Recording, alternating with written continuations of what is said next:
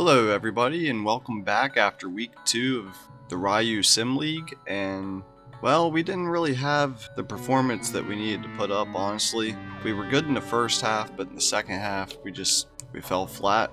And offensively, I mean, you're not going to win a game when you give up that many more yards. 435 yards, I mean, that's a lot of yards.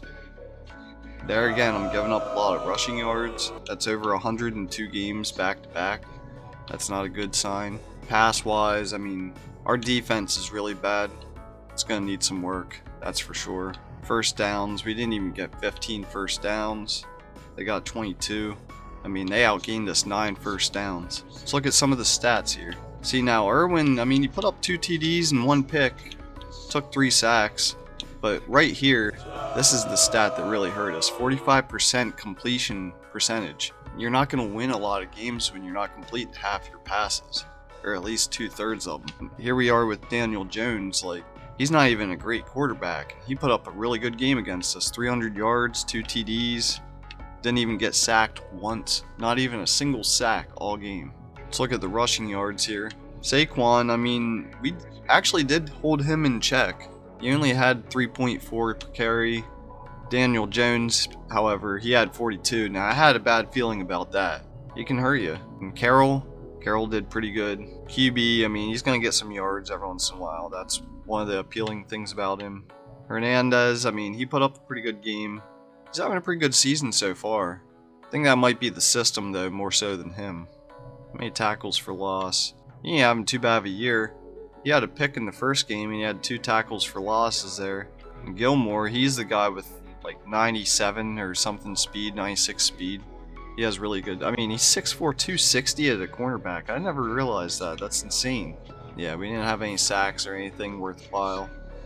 Okay, and we have Dallas coming up. Oh, man. You know how Madden is with Dallas. They're probably going to torch us. Let's see what the mock draft says. Now, I have a feeling we're going to be more towards the top, to be honest with you. There's a lot of defensive talent in this draft, man.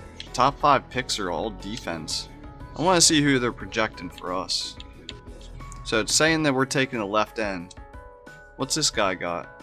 He's a physical player. If I had to guess from his size and attributes, yeah, he's strong. I'll be honest, when I build defense, I like to have some speed on the ends, and I like to have the inside be a lot more strength based. So it's saying that we are taking QB here. And he has a quick release. He plays good in and outside the pocket.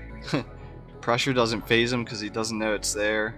That's interesting. He's pretty good as far as his attributes, at least. Although his throw power is not trucking A for a quarterback. That's interesting. What size is this dude? 6'2", 233. I mean, he's built. We'll see. Let's look at the prospects while we're here. So our guy Steve Stanley is still up in the top 5 projected. A lot of these guys are. So it was projecting us that left end. Where is he on the board exactly? Gunter. I'll put him as one of my people. And then QB wise it said Tanner Lentz. So I wouldn't mind looking at interior defensive players as well. Sometimes it can be a little tricky building a defensive line. Let's see, this guy's a big player. I mean, he has some pretty good attributes. So far, at least. Finesse move C. You're not going to get a lot out of a defensive tackle usually. I'm going to add him to one of the favorites. See if any of these other guys have some good attributes. Man, this guy's massive. It would be good to have a really big presence in the middle. This guy has some pretty good stats, actually. I wouldn't mind taking it. I'm going to have him as one of the players as well that we keep after. Cornerback wise, as much as cornerbacks matter, I personally really don't think drafting a cornerback in the top 5 picks, I would never draft a cornerback. So this guy, I mean, he looks like he'll be good, but he would have to drop a little bit, and it would probably have to be my second pick for me to take a chance on him realistically.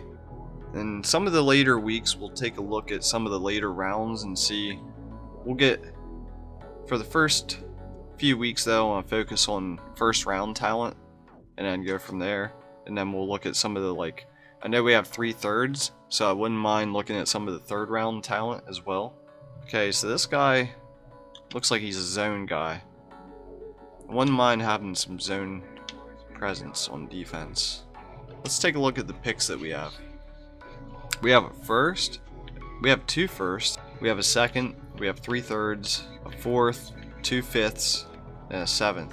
So we have a lot of mid picks too. We should be, if we could get at least 1 hidden development out of these thirds and luck out and get 1 out of these 4 last picks and then get 2 out of these 3, I would be happy.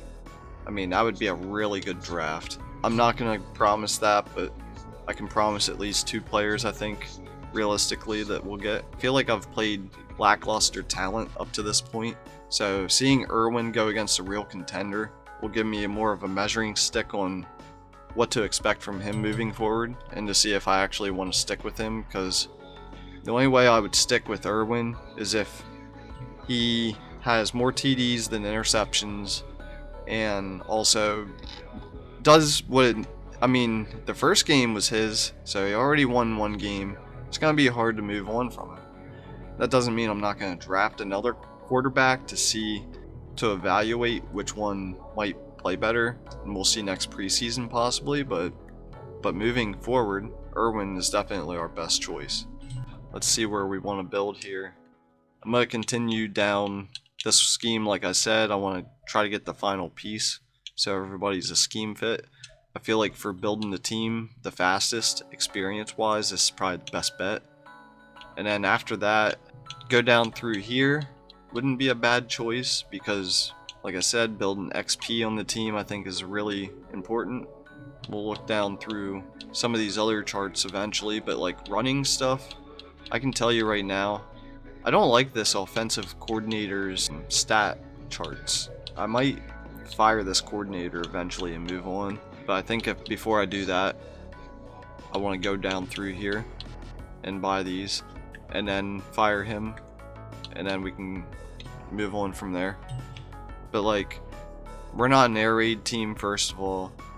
Secondly, he doesn't have a bunch of talents. We could always wait till the end of the season too and pick up somebody that has a bunch of talents already and kind of like cheat the system a little bit. Not so much cheat the system, but you know, take advantage of the opportunity that's presented. Alright, well I think that's everything. I'm gonna go ahead and do my weekly strategies, and as far as our roster,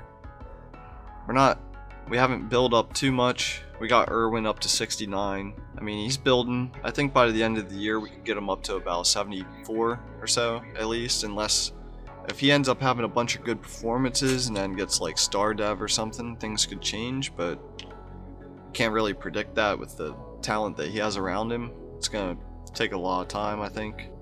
He's been doing really good this year. 155 yards in 2 games, 12 catches, a TD. He's definitely having a good season.